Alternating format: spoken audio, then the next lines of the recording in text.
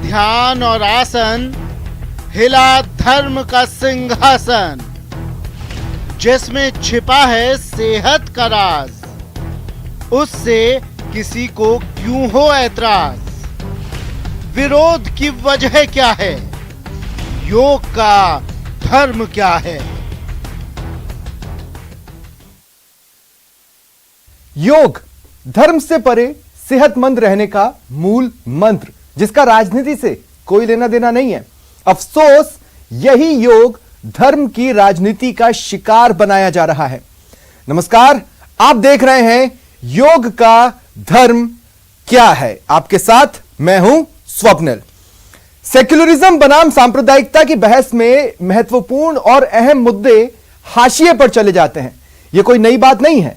आज इस विवाद के केंद्र में योग है। बहस यह है कि योग सांप्रदायिक है या सेक्युलर। हाशिए पर जो अहम बात चली गई वो ये कि योग का धर्म से कोई सीधा कनेक्शन नहीं है। ऐसे में योग को धर्म संसद में अपनी सफाई देनी पड़ रही है। आज न्यूज 18 राजस्थान पर हम लेकर आए हैं सभी धर्मों के जानकार, हिंदू, मुस्लिम, सिख, ईसाई, जिनसे जानेंगे कि योग उनके दरबार में हाजिरी क्यों दे। आज इसी पर चर्चा।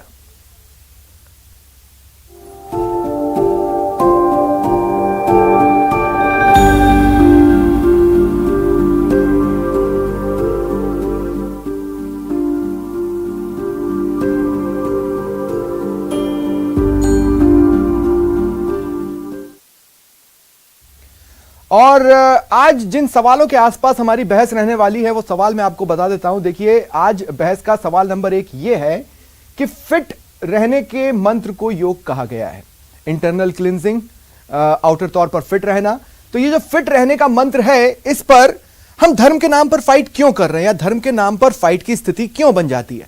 साथ ही सवाल नंबर 2 है, देखिए, कहा गया है कि चित्त वृत्ति का निरोध, ऐसे में धर्म से कैसा विरोध?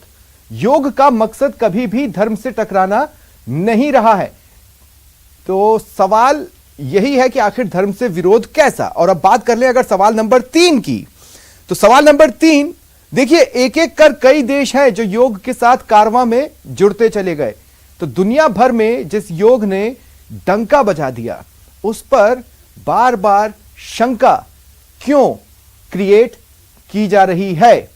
तो ये वो अहम सवाल है जिनके आसपास हम आज बहस करने वाले हैं। फिट रहने के मंत्र पर कैसी फाइट है, चित्तवृत्ति का निरोध, तो धर्म से कैसा इसका विरोध, और साथ ही दुनिया भर में जिस योग ने डंका बजा दिया है उस पर शंका क्यों करना, आज इन्हीं सवालों के आसपास हम बहस करेंगे। योग युग है ये, इस बात से इनकार नहीं किया जा सकता।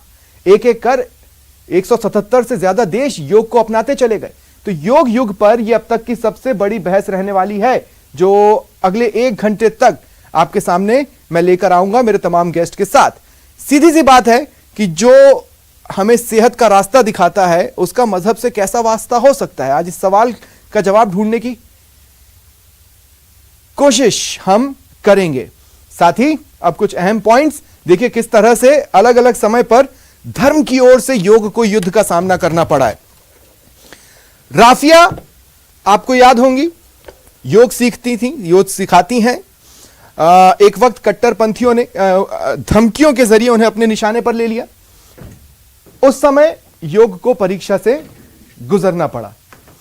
साथ ही अगर हम बात करें क्रिश्चियनिटी की, तो बिशप्स की जो काउंसिल है उन्होंने एक गाइडलाइन जारी की थी और उन्होंने भी योग का को लेकर यह कहा था कि सतर्क रहें। इस बीच फतवे जारी हुए हैं। देखिए, इंडोनेशिया एक ऐसी कंट्री जहां पर योग को लेकर फतवा जारी किया गया। AIMIM नेता असदुद्दीन ओवैसी खुलकर विरोध करते नजर आए योग का। तो ये तो वो प्रमुख घटनाक्रम है जिसके जरिए हम कह सकते हैं कि योग को कुछ लोग पचा नहीं पाए। AMU के स्टूडेंट्स ने एक वक्त ये कहा था कि हमें योग करना होगा तो हम करेंगे, हम पर थोपे ना। इसके अलावा जो मलेशिया है वहां पर भी आलिमों ने योग के विरुद्ध फतवा जारी किया था। अब देखिए योग युग जो ये हम इसे कह रहे हैं वो क्यों है। अंतर्राष्ट्रीय योग दिवस के प्रस्ताव को यूएन ने माना। रिकॉर्ड बहुमत और समय में यह प्रस्ताव पारित भी हुआ था। उस वक्त 177 देशों ने तुरंत ही अपना समर्थन दिया था और योग को अपनाने की बात कही थी। ऐसे में अंतर्राष्ट्रीय योग दिवस अस्तित्व में आया। 177 से ज्यादा देश इस वक्त योग को अपना चुके हैं। अंतर्राष्ट्रीय योग ओलंपिक गेम्स 2020 में आयोजित हुए, जिसमें 206 देशों ने हिस्सा लिया। इसका मतलब है कि योग अपना कारवां बढ़ा रहा है। तो सवाल, और आप इसको स्टेटमेंट भी समझ सकते हैं, योग का धर्म क्या है और योग का धर्म क्या है। ये दो तरीके हैं इस सेंटेंस को बोलने के। बहरहाल मेरे साथ जो गेस्ट जुड़ रहे हैं, आइए मैं आपको उनसे इंट्रोड्यूस करवा देता हूं। योग गुरु हेमलता शर्मा जी इस वक्त मेरे साथ जुड़ रही हैं। स्वागत है हेमलता जी। हिंदू धर्मशास्त्री आचार्य अनुपम जौली मेरे साथ जुड़ रहे हैं, आपका भी स्वागत है। शहर नायब काजी सैयद असगर अली जी मेरे साथ जुड़ रहे हैं, आपका भी स्वागत है। डॉक्टर मंजीत कौर सिख स्कॉलर हैं, आपका भी स्वागत करता हूं मंजीत जी। और फादर रेमंड ईसाई स्कॉलर हैं, आपका भी स्वागत है फादर। चलिए चर्चा की शुरुआत करते हैं। हेमलता जी, मैं आपसे शुरुआत करना चाहता हूं। आपने जब कभी भी योग को अपनाया होगा तो ये तो मैं कह सकता हूं कि ऐसा तो नहीं है कि धर्म खंगाल कर अपनाया होगा, आपने बस योग अपनाया होगा। जी जी बिल्कुल। देखिए, योग जो है ना, वो धर्म, आस्था, अंधविश्वास से बिल्कुल परे है। योग एक सीधा साधा विज्ञान है। योग एक वास्तव में जीवन जीने की कला है। योग वो संजीवनी बूटी है जो बता देता है कि जीवन को कैसे खूबसूरती से जिया जा सकता है। तो योग अपनाने का मेरा उद्देश्य यही था कि मैं अपने जीवन को किस तरह से संवार के और अच्छे से अपनी गृहस्थी को चला पाऊं और अपने जीवन को जी पाऊं। तो हेमलता जी, एक बात बताइए, जिस तरह से समय के साथ खासकर 2014 के बाद अलग अलग विवादों में योग को घसीटा गया, उसके मद्देनजर अगर मैं योग को विवादित कह लूं, तो क्या आपने कभी सोचा था ऐसा वक्त आएगा जब आप योग गुरु बनिए, जब आप लोगों को योग सिखा रही हैं, तो ऐसा वक्त आएगा कि आपको ये पता चलेगा दरअसल आप तो एक विवादित चीज लोगों को सिखा रही हैं? क्या आपने कभी सोचा था? जी बिल्कुल भी कभी सोच में आए ही नहीं, क्योंकि योग वो कला है, वो विज्ञान है। और हमारे साथ जो है, कभी भी हम योग सिखाते हैं तो बहुत सारे स्टूडेंट बहुत सारे धर्मों से हमारे पास आते हैं और योग सीखते हैं और अपने जीवन को संवारते हैं। पर हमने कभी नहीं सोचा कि इतना संकीर्ण, इतना छोटा कर देंगे हम योग को। आपके स्टूडेंट्स कभी धर्म रिलेटेड सवाल पूछते हैं योग सेशंस में? धर्म रिलेटेड बिल्कुल भी नहीं। वहां धर्म का कोई, हमने आज तक किसी से ये नहीं पूछा है कि आपकी जात क्या है, आप कौन से धर्म से आए हैं। हमारा सिर्फ यही रहता है कि स्टूडेंट है, योग सीखने आया, उसको योग सिखाना है, सही अर्थों में योग सिखाना है। और योग जो है वो एक मुक्ति का मार्ग कह सकते हैं। योग जो है वो पूरा एक अपने आप में बहुत बड़ा विज्ञान है और धर्म और विज्ञान के बीच का रास्ता हम कह सकते हैं वो योग है। तो योग को इतना संकीर्ण नहीं करना है, हमें छोटा नहीं करना है। जब धर्म नहीं आया था उससे पहले योग आ चुका था। तो योग का मतलब जोड़ना होता है। हम अपने आप से जुड़ते हैं, अपने परिवार से जुड़ते हैं, समाज से जुड़ते हैं, राष्ट्र से जुड़ते हैं और सबसे बड़ी बात, योग से हम स्वयं से जुड़ते हैं। ठीक है। योग में कहा भी गया है कि आत्मा से परमात्मा का मिलन। तो ये होता है कि योग से हम अपने आप से स्वयं से जुड़ते हैं और उस ईश्वरीय तत्व का, यहाँ पे ईश्वरीय तत्व का मतलब कोई भी किसी भगवान जी का नाम नहीं है, किसी ईश्वर का नाम नहीं है। यहाँ केवल उस ईश्वरीय तत्व से मिलने का है जिन्होंने उन सारे भगवान जी को भी बनाया है। ठीक है, तो मैं आगे आता हूं आपके पास हेमलता जी। डॉक्टर मंजीत कौर, मैं आपके पास आ रहा हूं। मंजीत जी, योग से किसी तरह का टकराव सिखिज्म का आज तक मुझे तो नजर नहीं आया। योग अपने आप धर्म का हिस्सा बन जाता है, क्योंकि सर्व धर्म में श्रेष्ठ धर्म हर को नाम जप निर्मल कर्म। योग पहले शरीर को स्वस्थ बनाता है, फिर मन को साधता है। तो गुरबाणी का पावन फरमान है, सर्व धर्म में श्रेष्ठ धर्म हर को नाम जप निर्मल कर्म।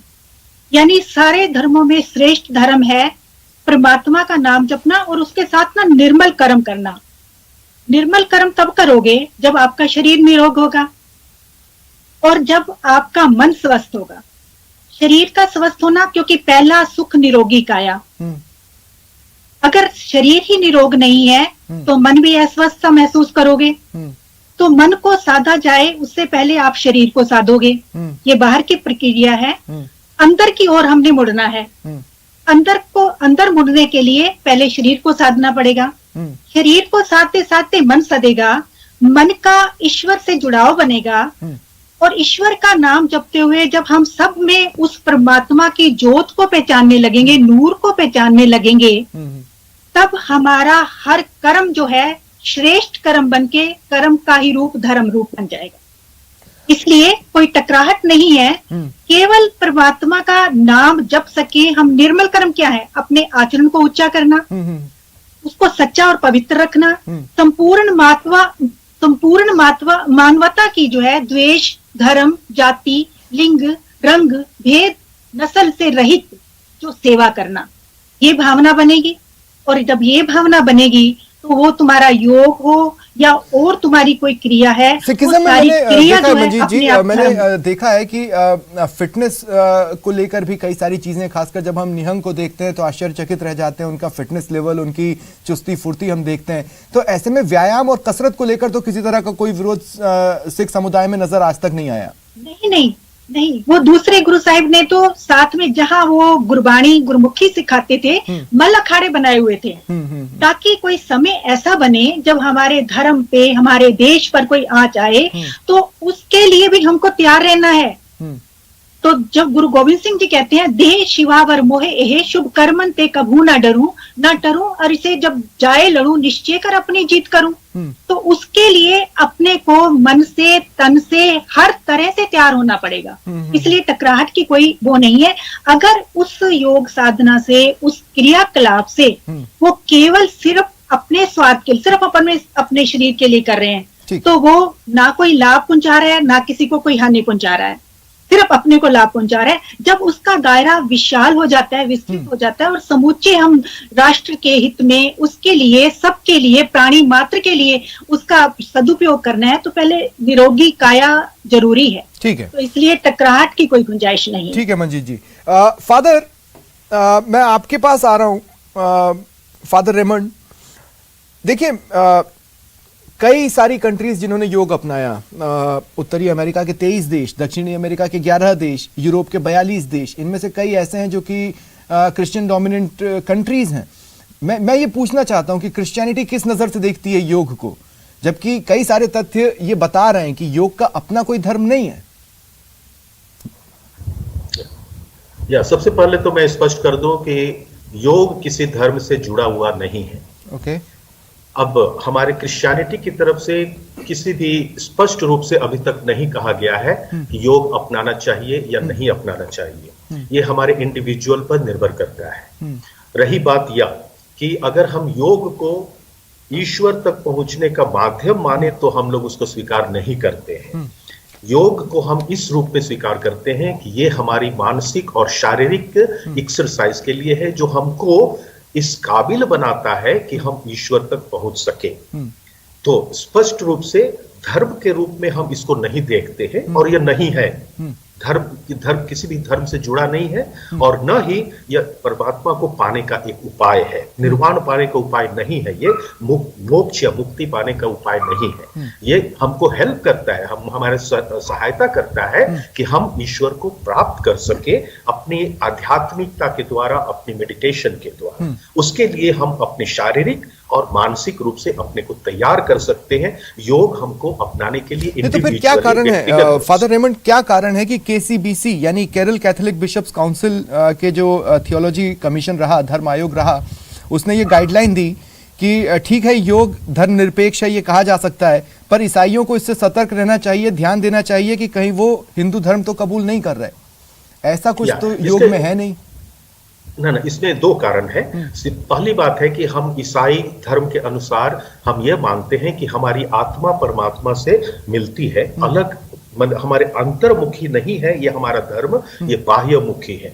जबकि योग के अनुसार सो अहम, आप लोग एक मंत्र है ना, सो अहम, जैसे कि मैं वही हूँ, अहम ब्रह्मास्मि, वो हमारे हिंदू धर्म के अनुसार है, जिस पर हमारे धर्म के कुछ आचार्यों को आपत्ति है। तो कहने का तात्पर्य है, लेकिन सर जब यही गाइडलाइंस ये कहती हैं कि योग के दौरान अन्य मतों के धार्मिक प्रभुओं के समक्ष ध्यान लगाना अवांछनीय और अस्वीकार्य है, तो योग तो ये कभी नहीं कहता कि धार्मिक प्रभुओं के समक्ष ध्यान लगाओ। एग्जैक्टली ये योग ने कहीं नहीं कहा है।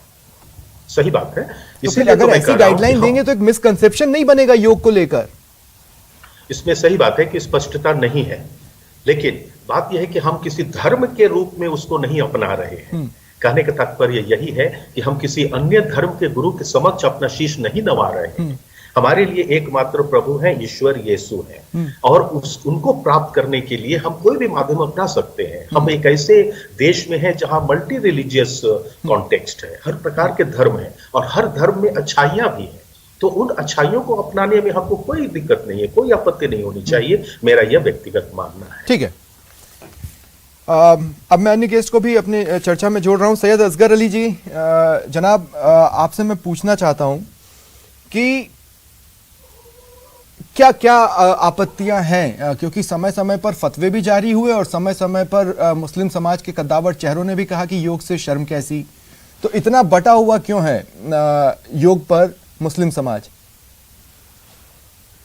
सौम्यल जी, एक तो मैं ये अर्ज़ करना चाहता हूँ कि जो 21 जून को हम योग दिवस मनाते हैं और भारत सरकार द्वारा इसको जब वहाँ पर अंतर्राष्ट्रीय स्तर पर इसको रखा गया, अंतर्राष्ट्रीय पटल पर, और बहुत अच्छा हुआ, उसका स्वागत किया गया और इसको एक अंतर्राष्ट्रीय दिवस के रूप में हम मनाने लगे।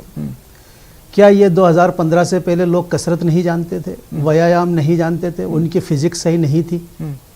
सवाल ये है कि अगर योग का नाम हम कसरत लें या व्यायाम लें तो किसी को कोई आपत्ति नहीं है, लेकिन योग के जरिए से हम दूसरी चीज़ें उसके अंदर शामिल कर दें। जैसे मिसाल के तौर पर योग, हाँ मैं वही बता रहा हूँ, शुरुआत में जब योग को हम इंट्रोड्यूस किया गया तो उसमें सूर्य नमस्कार को सर्वप्रथम रखा गया और यहाँ तक कोशिश की गई कि इसको हर स्कूल में अनिवार्य किया जाए। प्रत्येक भारतीय को गोया के करना ही ज़रूरी है और उसकी फिटनेस इसी से जुड़ी हुई है और इसको नहीं करेगा तो जने क्या हो जाएगा, और वो बिल्कुल ये इस तरह को उसको पेश किया गया। जबकि मैं एक बात कहूँ कि एक व्यक्ति स्वस्थ रहना हर इंसान चाहता है। मोहम्मद साहब ने भी फरमाया कि तुम अपने स्वास्थ्य को बेहतर जानो इससे पहले कि तुम बीमार हो जाओ।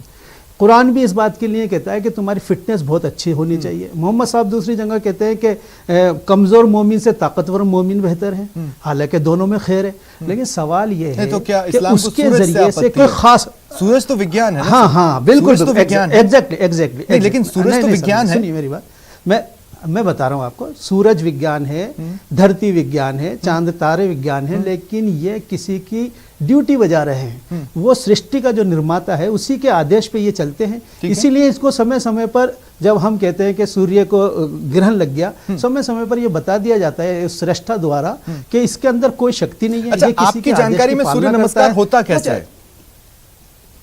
सूर्य नमस्कार सर, इसके आप मुझसे पूछ रहे हैं। हाँ, सूर्य नमस्कार के जो भी, मैं बता देता हूँ आपको, सूर्य नमस्कार के जो भी 12 स्टेप बताए जाते हैं और जो बताया जाता है, सबसे पहले उसके सामने खड़ा हुआ जाता है, उसके आगे, और फिर हर स्टेप के साथ मंत्र बोले जाते हैं और बाकायदा उसके अंदर सूर्य के कई नाम के साथ उसकी बड़ाई की जाती है।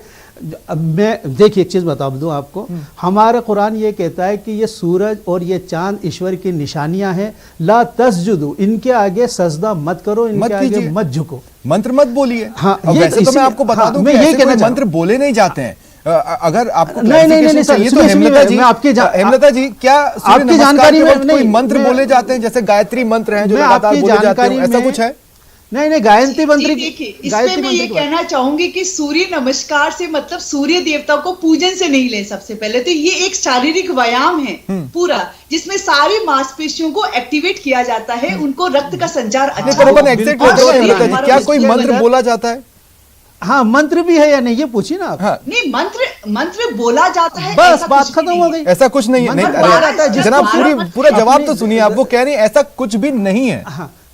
हाँ बोले। मैं बता दूं आपको, मैं आपकी जानकारी में इजाफा कर दूं जी। मैं ये बोल रही हूँ कि ऐसा कुछ भी नहीं है। सूर्य नमस्कार को उस ढंग से ले आप कि आप पूरे संपूर्ण शरीर का आप व्यायाम कर रहे हैं, शरीर के अंदर रक्त संचार अच्छा होगा, वो तो हो रहा है, व्यायाम में हो रहा है। तो आपको शारीरिक बल और सामर्थ्य नहीं, अच्छा ठीक है, चलिए जनाब दूसरे तरीके से मैं पूछ लेता हूँ। चलिए, माना कि आपको सूर्य नमस्कार और उस दौरान जो मंत्र बोलना जरूरी नहीं है, अगर कोई बोलता है तो आपको लगता है कि नहीं हमें नहीं बोलना है, ठीक है। आपको सूर्य, बाकी आसनों में? हाँ, आसन देखिए बताऊँ आपको, मैं ये कहूँ आपसे कि आप नमाज पढ़ लें, ये बेहतरीन आसान है। और दिन भर में ये सप्ताह में एक बार नहीं करना है, पूरे दिन में एक बार नहीं करना है, बल्कि दिन भर में आप 2.5 से 3 घंटे नमाज पढ़ लेते हैं अगर 5 टाइम करते हैं। लेकिन चूंकि ये नमाज एक पद्धति है इबादत की, हालांकि उसके अंदर मंत्र भी पढ़ा जाता है, आप में से कोई भी इसके लिए तैयार नहीं होगा, चाहे उसमें कितना ही फायदा हो। अगर तैयार हो जाए, मोस्ट वेलकम, मस्जिद में आए। लेकिन सवाल यह है कि चूंकि उसकी जो व्यायाम की जो स्टेप्स हैं वो हमारी इबादत में शामिल हैं, उसमें सजदा भी है, उसमें रुकू भी है, लेकिन तो वो चीज हम क्यों कर लेंगे? अच्छा, मैं यही तो कह रहा हूं, मेरा सवाल था मंत्र को लेकर। मैं आपसे ये पूछ रहा हूं कि चलिए ठीक है कि सूर्य नमस्कार से आपको आपत्ति है, लेकिन और भी तो चीजें होती हैं। अब देखिए देवबंद ने क्या कहा, दारुल उलूम देवबंद क्या कहा उसने, और कहना चाहूंगी देवबंद से ये कहा गया कि ठीक है आप ओम मत बोलिए, आप चाहे तो अल्लाह बोल सकते हैं, लेकिन सूर्य नमस्कार में कोई ऐसी प्रॉब्लम नहीं है। अब देवबंद की बात भी हम ना माने तो किसकी मानेंगे? आप अपने टीवी स्क्रीन पर, देवबंद कोई वो नहीं है, पहली चीज वो एक थॉट है, वो कोई चीज देता है, वो कोई अथॉरिटी नहीं है। अच्छा। दूसरा चीज ये समझे, आप टीवी स्क्रीन पर उसके 12 के 12 स्टेप चलाएं और उस स्टेप में आप देखिए सीधे खड़े होना है, उसके आगे नमस्कार करना है, और उसके अंदर चंद्रासन है, बहुत सारे आसन उसके अंदर मौजूद हैं। तो मैं ये कहना चाहता हूँ यह आसन को अगर हम नमाज के आसन से मिलाएंगे, इसमें भी कई आसन है। और मैं कहूँ कि नमाज में आप सजदा करेंगे, आपका पूरा रक्त जो है शरीर का पूरा जो है सर पे आ जाएगा, और वो कोई से भी आसन में पॉसिबल नहीं है। आप किया कीजिए, तो आप नहीं करेंगे क्योंकि वो इबादत की पद्धति है। तो नहीं तो पद्धति भी अलग एक सवाल और, व्यायाम आपको अलग क्या चीज है। लगता है, आपको लगता है कि योग का धर्म हिंदू है? नहीं, बिल्कुल नहीं। मैं ये कहना चाह रहा हूं, मैंने बात यहीं से स्टार्ट की थी कि 2015 से पहले भी दुनिया कसरत करती थी, एक्सरसाइज करती थी। मैं खुद स्टिक योगा करता हूं, ठीक है। पावर योगा सेंटर पार्क में हम लोग सुबह करते हैं, ठीक है। और स्टिक योगा का हमारा एक बहुत बड़ा ग्रुप है। ठीक है, लेकिन उसके मैं आपके पास आता हूं, आगे भी आता हूं। आचार्य जी के पास मैं इतने लंबे समय तक नहीं जा पाया, आचार्य जी आपके पास मैं आ रहा हूं। देखिए, आपसे सवाल पूछने से पहले मैं एक बात सिर्फ इतना कहना चाहता हूं कि एक होती है ग्रेविटी, यानी गुरुत्वाकर्षण। गुरुत्वाकर्षण को खोजा था, अगर आप एक तरह से देखें कि उसके जो नियमों की व्याख्या है वो आइजैक न्यूटन ने की थी। तो इसका मतलब ये नहीं है कि जो गुरुत्वाकर्षण है या जो ग्रेविटी है वो दरअसल क्रिश्चियनिटी हो गई, नहीं, वो एक साइंस है, यौगिक विज्ञान है। योग, जहां तक मेरी समझ है आचार्य जी, यौगिक विज्ञान पर धीरे धीरे कर ये मंत्र और ओम और इस तरह की चीजों के साथ हिंदू होने का लेबल लग गया। ये हुआ कैसे? लेबल लगा है, इस बात को भी आप समझिए, क्योंकि आप देखिए अभी तक जो कंसेप्शंस रहे वो ये रहे कि इससे हम ऊपर वाले से मुक्ति का रास्ता हमारे लिए नहीं हो सकता, या फिर हम नमस्कार क्यों करें, इबादत क्यों करें। योग ने कभी ये नहीं कहा। फिर ये हिंदू का लेबल कैसे लगा? मैं, बहुत अच्छा प्रश्न है और इस पे मैं थोड़ा सा समय चाहूंगा। पहले तो मैं काजी जी से थोड़ा सा मैं इससे इत्तेफाक नहीं रखता। उन्होंने कहा 21 जून को जो विश्व में इसकी व्याख्या, मतलब भारत का नाम हुआ, ये तो हमारी खुशी की बात है कि अगर योग के नाम से हमारा भारत का नाम पूरे विश्व में हुआ तो इससे अच्छी बात क्या हो सकती है। अगर भारत अगर उसकी उत्पत्ति का कारण बन रहा है, उसका रीजन बन रहा है, तो कितनी अच्छी बात है। देखिए, सबसे पहले तो पतंजलि ऋषि जी ने जो अष्टांग योग जो उनका जो ग्रंथ है, अगर उसकी बात करें तो हजारों साल पहले जब पतंजलि ऋषि थे तब ना तो हिंदू मुस्लिम सिख ईसाई कुछ नहीं था। इस सब को देखकर नहीं बनाया था, इंसान के स्वास्थ्य और उसके जीवन की उन्नति के लिए बनाया था। तो उसके अंदर अगर हम देखें तो यम, नियम, आसन, प्राणायाम, ये सब बातें जो है आपको कहीं ना कहीं स्ट्रॉन्ग करती है। स्वप्निल जी, आपने पूछा कि हिंदू धर्म का इनपुट कहां से आया, लेबल कैसे मेरा आंसर है स्ट्रिक्टली आंसर है ये सिर्फ राजनीति है। सबसे पहली बात बताऊं, इसमें लेवल आ ही नहीं सकता। जब से यहाँ अभी आज ये प्रोग्राम शुरू हुआ है तो एक अच्छी बात है कि मैंने सबको सुना, तो एक शब्द तो पक्की बात है कि सबे सियाने एक मत, सभी इस मत पे शामिल हैं कि ये योग एक अच्छी परंपरा है। मैंने सबने किसी ने बुराई नहीं की, ठीक है। अब इसके अंदर जो अगर मैं कहूं कि इसमें हिंदू हिंदू शब्द जो कर दिया, ये सिर्फ राजनीति है, ये एक स्वास्थ्य का विज्ञान है। अच्छा, दूसरी बात यह है कि जहां तक सूर्य नमस्कार पे जो बहस चली है, इसको भी थोड़ा सा क्लियर कर दूं। सूर्य नमस्कार में जो 10 आसन है, क्रम से चलते हैं, एक सिस्टम से चलते हैं, जो पूरे बॉडी का पूरा व्यायाम कर देते हैं, और उसके बाद हम पूरे दिन के लिए सक्षम हो जाते हैं काम करने के लिए। उसमें अगर मंत्र की अगर कोई बात है तो मंत्र तो एडिशनल है, वो किए करे या ना करे, और वो मंत्र नहीं है, ईमानदारी से बोलूं तो वो मंत्र नहीं है, एक शुद्ध शब्द है, ओम सूर्याय नमः। ओम सूर्याय नमः मतलब ये जो शक्ति हमें मिल रही है, मैं अगर ज्योतिष से बात करूं तो ये सूर्य हड्डियों का कारक है, जो साइंस भी कहता है। ठीक जैसे है। आपने जो मंत्र बताया हाँ जी। आचार्य जी, वो कॉन्सेप्ट्स तो बाद में जुड़े। शुरुआत में तो ये नहीं था कि इसमें ये बोलेंगे तो एडिशनल हो जाएगा, ऐसा नहीं, तो नहीं, था नहीं, ना? नहीं, शुरुआत में कुछ भी नहीं था। नहीं, आप नहीं, एक ऐसा कुछ सिर्फ भी नहीं एक था। और ये मंत्र संस्कृति के दौरान कोई ये चीज मंत्र विकसित हिंदू हुई धर्म हो नहीं का है। मतलब ये थोड़ा ना है कि वो एक अरे, वो संस्कृति ये का पार्ट मंत्र है। नहीं, एक लाइन है। जैसे स्वप्निल जी, मैं आपको कहूँ, स्वप्निल जी आपको नमस्कार, ये नमस्कार है, ये मंत्र नहीं है। और नमस्कार हम अपनी ग्रीटिंग के अंदर करते हैं, तो हम मानते हैं कि जो हमारा सौरमंडल है, उस सौरमंडल में सूर्य जो है वो हमें शक्ति देता है। हमें अगर अपनी खुली आंखों से जो दर्शन होते हैं दिन में सूर्य के और रात को चंद्रमा के, तो उसमें जो सूर्य है वो एक शक्ति का प्रतीक है। तो प्रतीक है, वो कोई भगवान के रूप में उसको नमस्कार नहीं किया जा रहा। अगर नहीं, हमने लेकिन अब एक नमस्कार बात कर दिया, बताइए, उसमें ठीक कोई है, बुरी बात नहीं लेकिन है। क्या हम अच्छा, सूर्य को देवता नहीं इसको मानते? थोड़ा सा और क्लियर कर दो। आचार्य जी, हम लोग सूर्य को देवता तो मानते हैं, हाँ, है ना? ऐसे में आप अगर हाँ, आपको इसको एक्सप्लेन clear कर करना रहा हूं। हो कि हम देवता की पूजा नहीं कर रहे हैं, तो फिर हम क्या कर रहे हैं? हाँ, हाँ, मैं क्लियर कर रहा हूँ। पूजा एक रिचुअल होता है। यहाँ पर एक नमस्कार एक मुद्रा है। देखिए, ताली मारना भी एक अपने आप में आजकल योग है। जैसे अभी मतलब इन्होंने बोला कि ये सेंट्रल पार्क में जाते हैं और एक्सरसाइज करते हैं, तो उसमें आप देखो बहुत सारे लोग हैं जो ताली मारकर अपने ब्लड सर्कुलेशन को ठीक कर रहे हैं। ठीक है ना? तो ये पहली मुद्रा, मतलब ये मुद्रा जो है, मुद्राओं का बड़े रिजल्ट्स हैं। हमारे हाथ में पांचों उंगलियों में 5 तत्व माने गए हैं, और जब 5 तत्व दोनों एक दूसरे से जुड़ते हैं तो हमारा बैलेंस होता है शरीर, और उसके बाद शुरुआत होती है। तो हर एक के पीछे साइंटिफिक रीजन है, उसको धर्म से जोड़ ही नहीं सकते। परंतु अगर आपने मुझसे एक लाइन में पूछो तो मैंने पहले ही इसका उत्तर दे दिया कि अगर इसको हिंदू हिंदू किया जा रहा है तो ये सिर्फ राजनीति है और कुछ भी नहीं है। नहीं, लेकिन इसका एक पर्सपेक्टिव ये भी तो है ना कि आचार्य जी, हो सकता है कि हिंदू समाज के ही चेहरों ने कुछ इस तरह से उसे प्रोजेक्ट किया कि वो उनका हिस्सा लगे।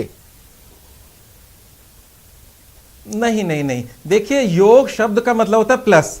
प्लस का मतलब होता है कि पॉजिटिव, हमारे जीवन में कुछ प्लस। मैं इसी सवाल पर रहूंगा। दरअसल मेरे को एक ब्रेक यहां पर लेना है। ब्रेक पर जाने से पहले एक छोटा सा कमेंट मैं हेमलता जी आपसे लेना चाहता हूं। ये जो फर्स्ट राउंड रहा है डिबेट का, इसके बाद मैं इंसिडेंसेस पे बात करूंगा जो हुए थे। उससे पहले इस राउंड पर आपका क्या कमेंट है योग गुरु होने के नाते? देखिए, मैं तो ये बहुत खुशी हो रही मुझे ये जान के कि सबका एक मत है कि योग तो करना ही चाहिए। अभी जो सुना है, और बड़ी खूबसूरती से सबने इसको स्वीकारा है, इस बात की मुझे बहुत प्रसन्नता है। और जहां तक सूर्य भगवान का सवाल है, तो हमारा शरीर का रोम रोम, कण कण सूर्य भगवान की ऊर्जा से बना हुआ है। सारी प्रकृति, सारा ब्रह्मांड उस शक्ति से बना हुआ है, तो उस चीज की पूजा करते हैं। इसको संकीर्ण लेके हम नहीं करें। जैसा कि योग गुरु, महर्षि योग गुरु पतंजलि जी ने कहा है कि चित्त वृत्ति निरोध, और ये हमारा चित्त ही है जो सब बिगाड़ रहा है, योग को छोटा बना रहा है। तो चित्त वृत्ति निरोध, हमें इससे ऊपर उठना होगा। धर्म हमको एक खूटे से बांध रहा है, और योग हमको कह रहा है उस खूटे को छोड़ो और थोड़ा आगे बढ़ो, थोड़ा आगे बढ़ के देखो। ये कहना चाहूंगी मैं। ठीक है, मैं यहाँ पर एक ब्रेक के लिए रुक रहा हूं। मेरा आप सभी से निवेदन है, मेरे साथ बने रहें। एक छोटे से ब्रेक के लिए रुक रहे हैं, जल्द हाजिर होते हैं, इसी चर्चा को आगे बढ़ाएंगे।